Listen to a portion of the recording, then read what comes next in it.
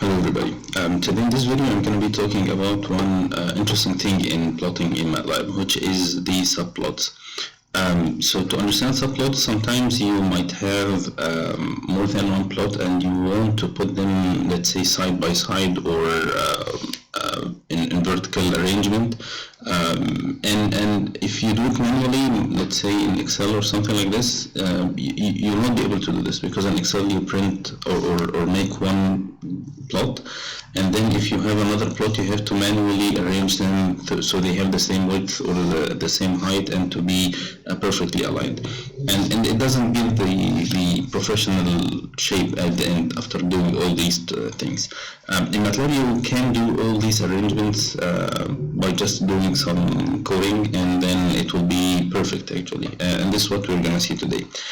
So first, before we start, let's define any variable. Let's say x equals 1 to, let's say, 15, and then y equals square root of let's say x over 5.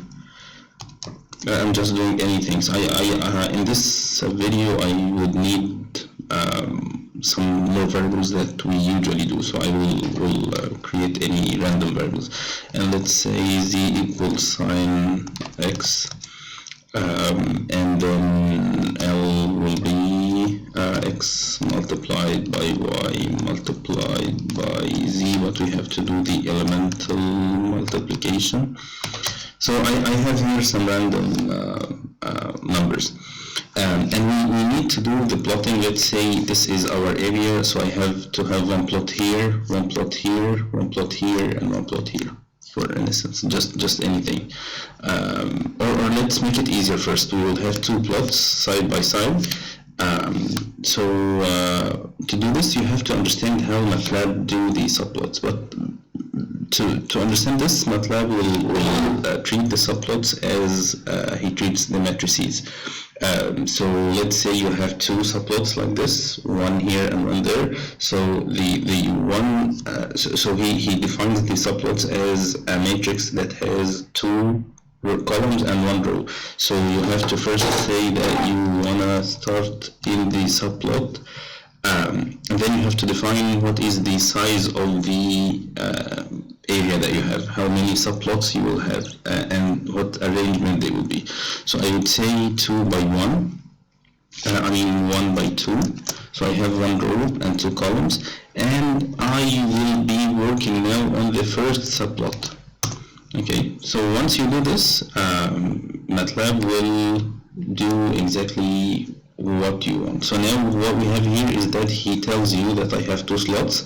I am working now on the first slot. I have nothing here because I didn't tell him what he is doing, but just writing this line will let Matlab work on this region. And now I would do anything. This is exactly what we did before. I would plot x against y.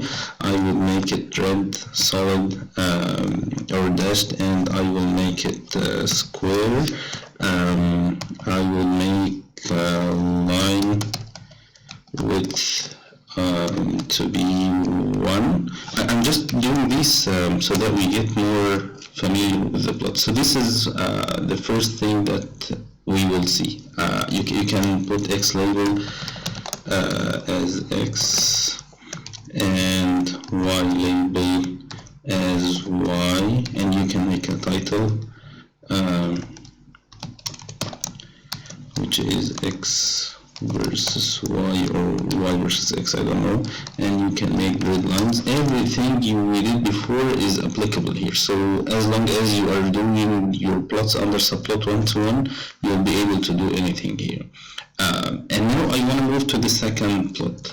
So what I'm gonna do now is to subplot 1, 2. I'm still working on the same thing, but now I'm working on the second one.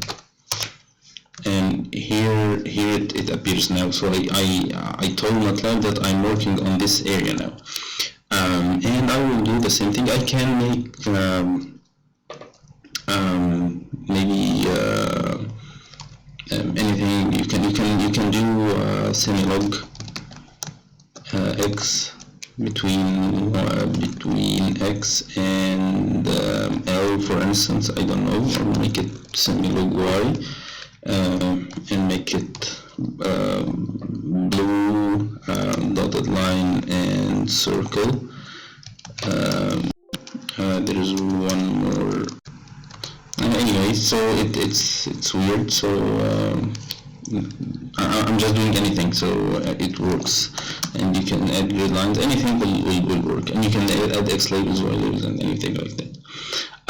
Let's say I want to add more, so I can do subplot. And now 2 by 2 by 1. I haven't done this before. I usually do it 2 2 1 2 2 2 3 4. But let's say I would do 2 2 3. So now it has deleted this. So I wouldn't do this. I will close this, and I would repeat all what we did before. But instead of having 1 1 1, I will have 2 or 1 to 1 to have 2 to 1. And now we see he is leaving 4 slots, 1 2 3 and 4, and then we'll do plot xy, and then subplot,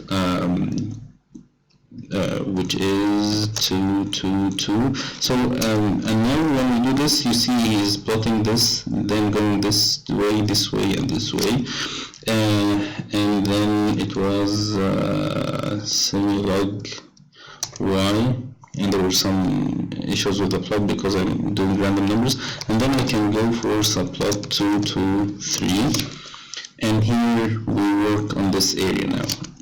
And you can do anything else. You can do fplot at x of sine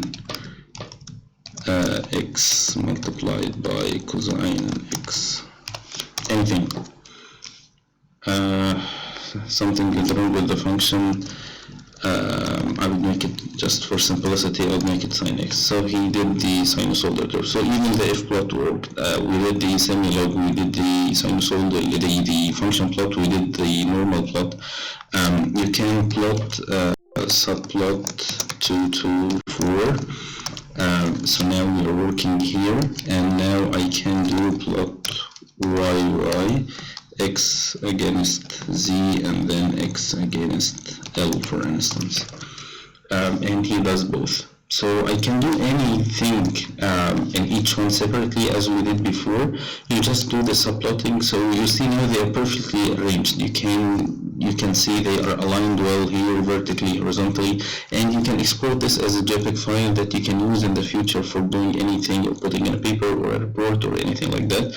And you wouldn't bother yourself by doing the arrangements and alignments, as you will do if you have them from Excel or any other software that doesn't do the subplots. So it's a very, very cool feature actually, and I hope you like it. So I'll see you next video, inshallah. Goodbye.